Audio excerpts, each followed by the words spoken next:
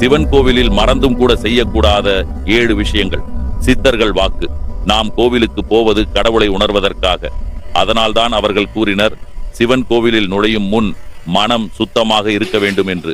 நீங்கள் சிவபக்தர் என்றால் வீடியோவை லைக் செய்து ஓம் நமச்சிவாய் என்று கமெண்ட் செய்யவும். கோவிலில் சண்டையிடக்கூடாது. அந்த இடம் அமைதியின் ஆற்றல் மண்டலம்.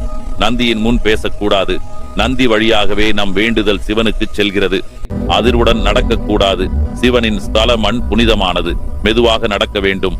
பூஜை நடக்கும் போது புகைப்படம் எடுக்கக்கூடாது. அது அனுபவிக்க வேண்டிய புனித தருணம். சிவலிங்கத்தின் மேல் நேராக நீர் ஊற்ற வேண்டாம். நந்தி வழியாக ஊற்றினால் புனித சுழற்சி உருவாகும். மதியம் அபிஷேகம் வேண்டாம். அந்த நேரம் அக்னி தத்துவம்.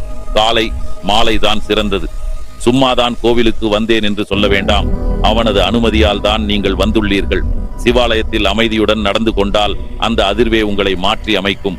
ஆன்மீக புரிதலில் ஹலோ சந்திரன்.